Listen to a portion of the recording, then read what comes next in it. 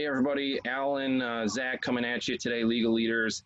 Hot Topic Tuesday. We got a couple hot topics out there that we just want to throw back out there at everybody and discuss a little bit. So, MAC Conference announced that they will not play football this fall. Some announcements soon to follow.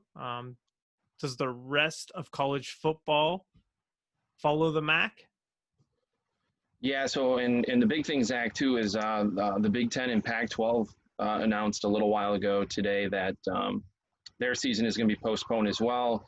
So now you have two Power Five conferences that just made an announcement that they won't be playing football this fall. They're looking at potentially doing the spring. I don't think that's going to personally happen. That's just my thought. I think it's too difficult to play football in the fall, or I'm sorry, in the spring, and then piggy that back with next fall. I think you'll have a lot of seniors that are elite athletes looking at the NFL draft that are going to sit out, and will forego next year due to the NFL draft being around that same time frame. And then they'll probably only have a month or two off and to get ready for the following fall season. I think there's too much risk involved. So I don't think they'll have a season in the spring. From what I'm hearing, it sounds like the SEC is trying to talk with the ACC and the Big 12 and get the last three Power Five conferences that have not announced cancellation to their season to still follow through and play in the fall. Ultimately, I don't think that's going to happen. I think it's too difficult to have half of the football world not play and potentially play in the spring, and the other half of the football world plays in the fall. I think they'll ultimately just make a decision not to play. I personally think that they should have found a way to play. I think it could have happened. That's my personal feeling. I think there's enough testing out there and enough different scenarios that they could have potentially found a way. Once you got rid of the non-conference schedule of 2 to 3 games, and most of these conferences were only going to play 10 games to begin with, I think you now have the flexibility. Even potentially, they could have played every other week. So if you play every other week and somebody potentially catches the virus, you now go into quarantine for 2 weeks, and it doesn't affect that game 2 weeks.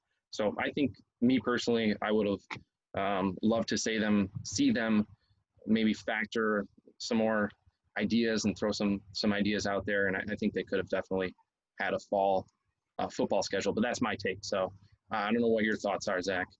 So do you think the remaining conferences are going to work something out? I do not.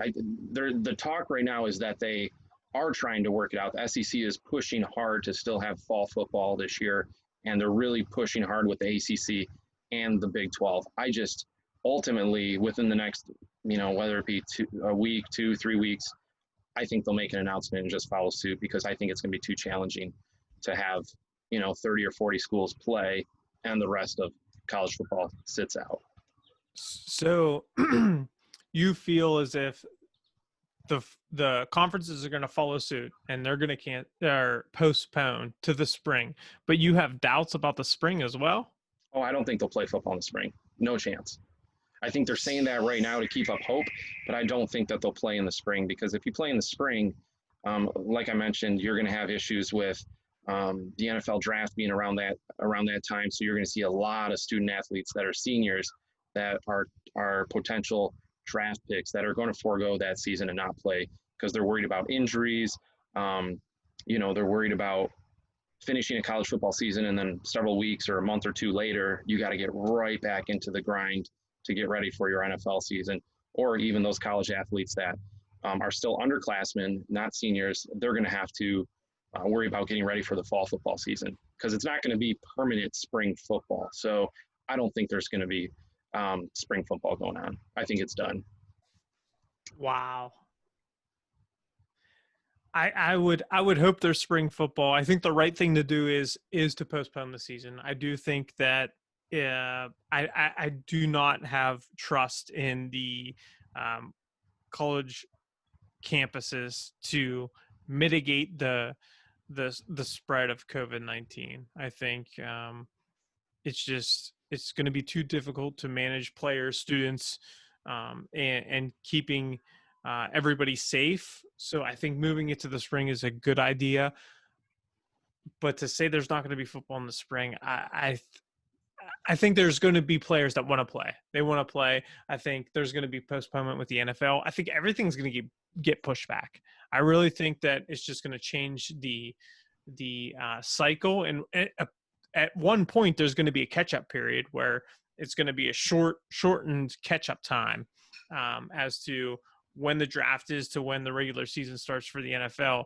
But if you want to be drafted, you want to get to the next level, you're going to have to make that sacrifice. The star players, they might opt out. I can see that.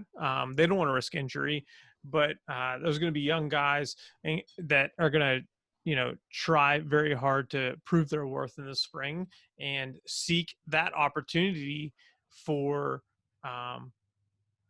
as the season ends, that there's going to be draft right after this. So I'm hoping there's a spring season. I believe there will be possibly a shortened season, but I think it'll happen. And I think that if the NFL gets it right by modifying their schedule for the draft and next year's, their season, I think it can work. That's my personal opinion.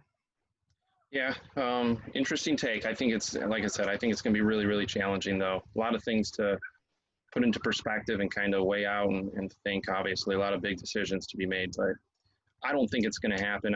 I agree that you might have some players that want to play no matter what time of the year they're playing, but I just think an overwhelming majority of them, especially when it comes to football, which is a very physical contact sport, obviously, and there's a lot of injuries involved.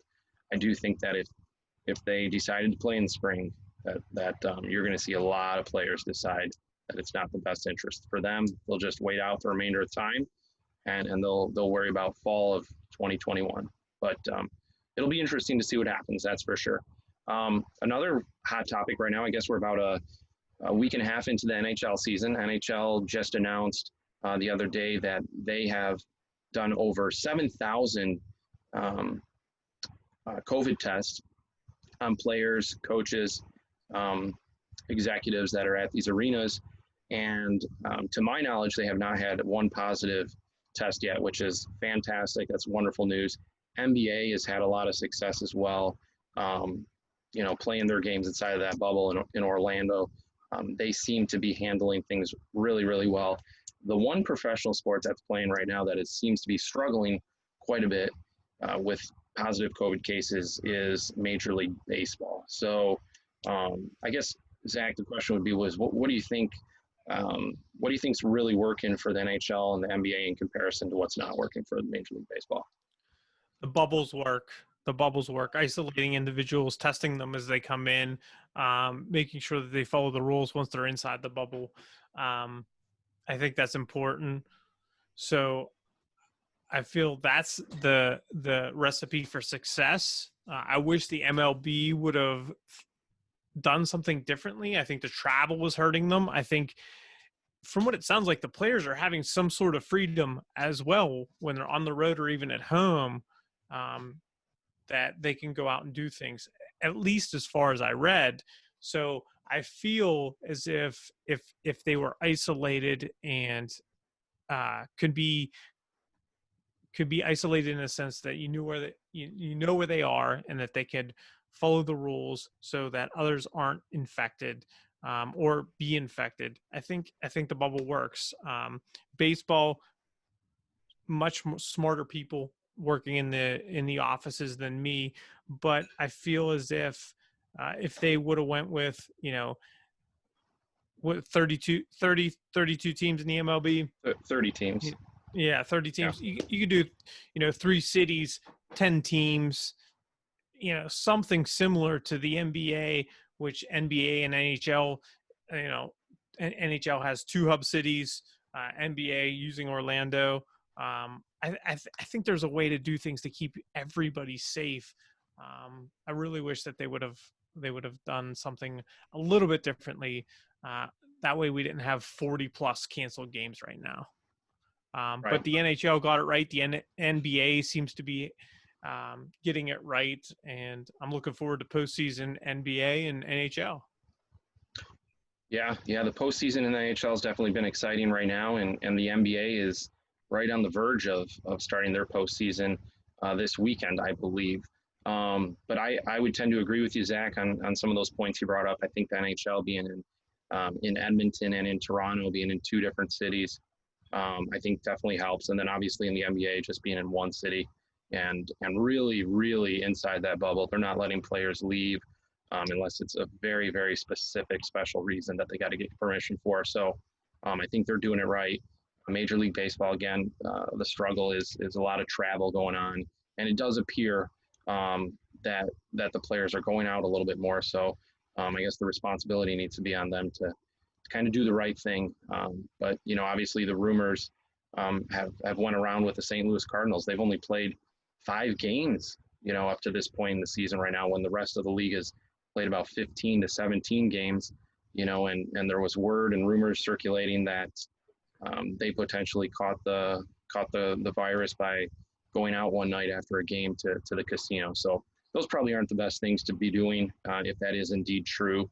But I think Major League Baseball needs to kind of tighten things up a little bit if they're able to do that, and hopefully the season can continue on, and hopefully we have postseason baseball, because I know everybody would be dying to see some postseason baseball, especially with the expansion of the playoffs this year. I think you're going to see probably 2 or 3 teams that make it in that nobody in a million years expected.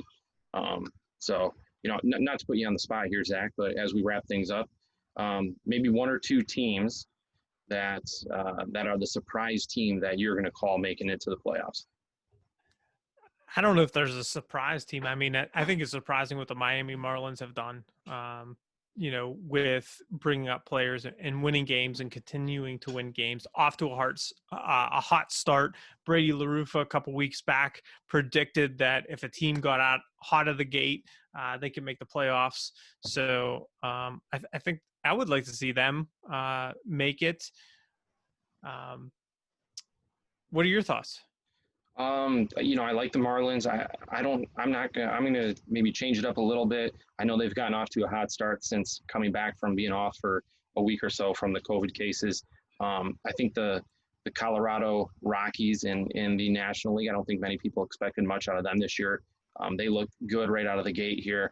And then of course in the American League, I'm going to go with my hometown Detroit Tigers. They're off to a hot start, and nobody expected them to do anything as they're in the middle of a rebuild that they've been in the last couple of years. But it'll be interesting to see what happens. They just got off of a big sweep, right, over the weekend. They did. They knocked off your beloved Pittsburgh Pirates.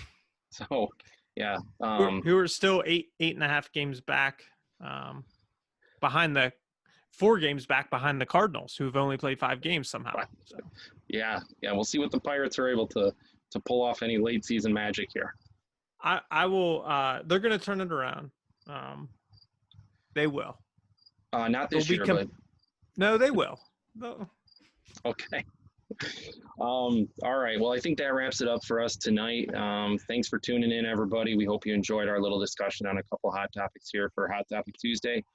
We look forward to seeing everybody this weekend, this Sunday, as we have Tyler Parsons on with us, general manager of the Lansing Lugnuts Single A affiliate of the Toronto Blue Jays. We look forward to talking to him some, and then we look forward to seeing everybody here next Tuesday as we chat a little bit about some current trends going on as well. Thanks, guys.